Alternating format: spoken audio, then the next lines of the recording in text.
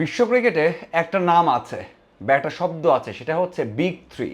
Big three মানে হচ্ছে Bharat, Australia, England. এই তিন দলের বিপক্ষে খেলা অথবা সেই দেশে গিয়ে খেলা বড় একটা বিষয়। বাংলাদেশ দল প্রথমবারের মতো 2003 সালে অস্ট্রেলিয়া গিয়ে ম্যাচ খেলেছে, মানে টেস্ট খেলেছে। এরপর আর কখনোই সেখানে খেলার সুযোগ পায়নি, যদিও ওই যে বিগ থ্রি তার মধ্যে প্রথমেই কিন্তু অস্ট্রেলিয়াতেই বাংলাদেশ দল গিয়ে খেলেছে দুইটা ম্যাচ। এরপর 2005 সালে ইংল্যান্ডে দুইটা টেস্ট খেলেছে। এরপর 2010 সালে সে ইংল্যান্ডে গিয়ে দুইটা টেস্ট খেলেছে। প্রথমবারের মতো ভারতে গিয়ে বাংলাদেশ দল টেস্ট খেলেছে 2017 সালে। 2017 সালে, এরপর 2019 সালে দুইটা, এবং সবশেষ 24 সালে সাকিব আল হাসানের শেষ টেস্ট সিরিজ বা শেষ টেস্ট ওখানেই খেলেছেন। এই হচ্ছে টোটাল 5, 4 আর 2, 11টা টেস্ট।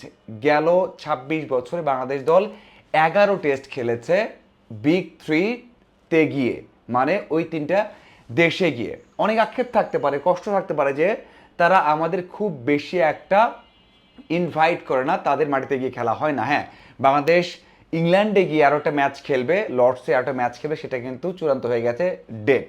তো সেই দিক থেকে বলতে হয় যে হ্যাঁ, সেটাই স্বস্তির বা সেটাই হচ্ছে আনন্দের বা সেটাই উদযাপনের যে ইংল্যান্ডে গিয়ে আরও একটা তাদের বিপক্ষে ম্যাচ খেলার সুযোগ পাওয়া যাচ্ছে। এখন বিষয়টা হচ্ছে কেন তারা বাংলাদেশকে ইনভাইট করে না বা কেন তারা সেই দেশে গিয়ে বাংলাদেশে খেলার সুযোগ দেয় না। আমরা সবাই জানি বিগ থ্রি কেন বলা হয়। দেখুন, আর্থিকভাবে অথবা মানে সব দিক বিবেচনা করে সেই দেশে গিয়ে টেস্ট খেলা কতটা লাভজনক যদি ভালো দলকে ইনভাইট করে। শুধু বাংলাদেশ নয়, আপনি যদি খেয়াল করেন যে শ্রীলঙ্কা, ওয়েস্ট ইন্ডিজ অথবা বাকি যে দলগুলো আছে তারাও কতটা গিয়ে খেলে, বা পাকিস্তান, তারা কত বছর পর পর গিয়ে টেস্ট খেলে। আমরা এইটা সব সময় দেখি যে ভারত অস্ট্রেলিয়া যাচ্ছে, অস্ট্রেলিয়া ভারতে আসছে, ভারত ইংল্যান্ডে যাচ্ছে, ইংল্যান্ড ভারতে আসছে, অথবা এই যে এই দেশগুলো ইংল্যান্ড অস্ট্রেলিয়া যাচ্ছে, অস্ট্রেলিয়া ইংল্যান্ডে যাচ্ছে।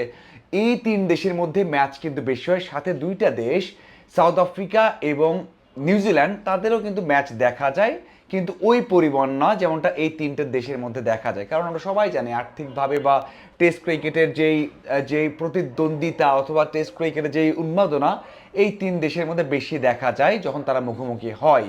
এই যে বাংলাদেশ দল 11টা ম্যাচ খেলেছে গত 26 বছরে তিনটা দেশে গিয়ে, কেমন ছিল রেজাল্ট? বাংলাদেশ দল প্রথমবারের মতো অস্ট্রেলিয়ায় গেছে 2003 সালে, সেখানে গিয়ে দুই ম্যাচের মধ্যে দুইটাতেই ইনিংস ব্যবধানে হেরেছে 3 দিনে, মানে দুই ম্যাচে ইনিংস ব্যবধানে হেরেছে। দেখুন, আমি কেন বলছি পারফরমেন্সটাও ম্যাটার করে। আপনি খুব কম সুযোগ পাবেন, কিন্তু আপনি যদি বড় দল হয়ে ওঠেন, বড় দলের মতো পারফর্ম করেন, তাহলে সেই সুযোগটা বারবার আসবে বা আসতে পারে। একটা হচ্ছে কূটনৈতিক সম্পর্ক, যেটা হচ্ছে বোর্ডের মধ্যে চলে, বোর্ড সিদ্ধান্ত নেয়, কথা বলে, তারপর একটা টেস্ট খেলার সুযোগ পাওয়া যায়, সেটা একটা বিষয় আছে। সাথে পারফরম্যান্স, ওই যে মিডিয়ার যে বিষয়টা আছে, দর্শক প্রিয়তা অথবা হচ্ছে আর্থিকভাবে লাভবান হওয়ার বিষয়টা, সেটা পারফরমেন্স করলেই কিন্তু আসবে। সেটা আসবে তখনই যখন পারফরমেন্স করবে। বাংলাদেশ দল প্রথমবারের মতো অস্ট্রেলিয়া খেলেছে এবং শেষবারের মতো অস্ট্রেলিয়া খেলেছে, 2003 সালের টেস্ট খেলেছে, দুইটাতেই ইনিংস ব্যবধানে হেরেছে। 2005 সালে বাংলাদেশ দল ইংল্যান্ডে গেছে, সেখানে দুই ম্যাচের মধ্যে দুইটাতেই কিন্তু ইনিংসে হেরেছে। এরপর 2010 সালে তামিম ইকবাল যেখানে সেঞ্চুরি করেছিলেন, সেখানে বাংলাদেশ দল দুইটা টেস্ট খেলেছে, একটা ইনিংস ব্যবধানে হেরেছে আর একটা 8 উইকেটের বিশাল বড় ব্যবধানে কিন্তু বাংলাদেশ হেরেছে। তার মানে আমরা যেটা দেখলাম, অস্ট্রেলিয়া এবং ইংল্যান্ডে বাংলাদেশ দল কখনোই কম্পিট করতে পারেনি। হ্যাঁ, ওই সময়টা ছিল বাংলাদেশ দল টেস্টে মাত্র পদার্পণ করেছে। হ্যাঁ, অনেক দেশ আছে, নিউজিল্যান্ড, সাউথ আফ্রিকা বা অন্য দেশগুলোও কিন্তু টেস্টের প্রথম 10, 20, 30 বছরে তেমন কিছু করতে পারেনি। তো সেই দিক থেকে বলো, বাংলাদেশ একেবারে খারাপ করেছে, হতাশ করেছে এমনটা নয়, কিন্তু ওই যে দাবি তুলতে হলে ভালো পারফর্ম করতে হবে। এই যুগে এসে সময় নয়, পারফরমেন্সটা ইম্পর্টেন্ট জিনিস। এখন আসলে ভারতের বিপক্ষে বাংলাদেশ দল কেমন করেছে।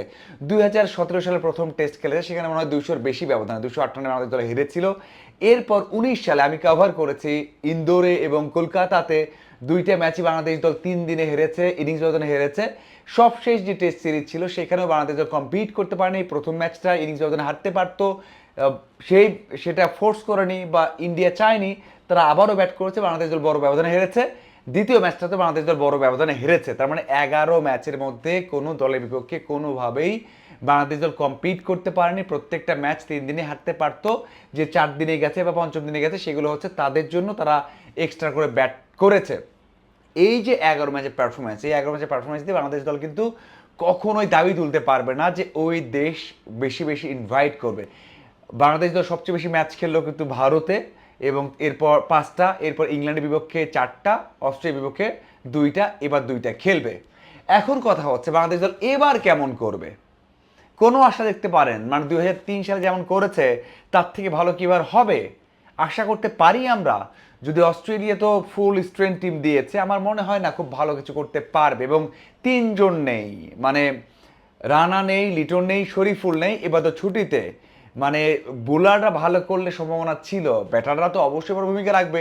এই যে পুরো পথ বললাম, জার্নি বললাম, পুরোটাতে কিন্তু বড় ব্যর্থতা হচ্ছে ব্যাটারদের, তাদের জন্য আমরা এমন ব্যর্থ হয়েছে। কিন্তু বোলাররা অবদান রাখতে পারতো এইবার, কিন্তু সেখানে রানা নেই, শরীফুল নেই, মানে টপ 2 বোলার নেই, সাথে তো টপ ব্যাটার লিটন দাস, যিনি পেস ভালো খেলতে পারতেন, তিনিও নেই।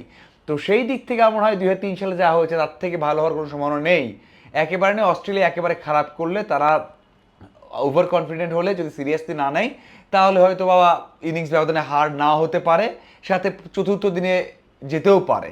মানে এটাই একটা চান্স যে অস্ট্রেলিয়া খারাপ করুক, এছাড়া বাংলাদেশের ভালো করার কোনো সম্ভাবনা দেখা যায় না।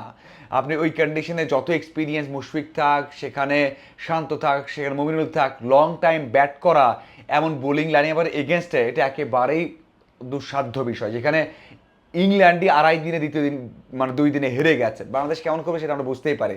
তার মানে ওই যে আমাদের ইতিহাস যেটা আছে 3 দেশে খেলার, সেই ইতিহাস বদলানোর কোনো সম্ভাবনা এবার নেই। আপনাদের কেমন মনে হয়, কি মনে হয় অবশ্যই জানাবেন। ধন্যবাদ সবাইকে।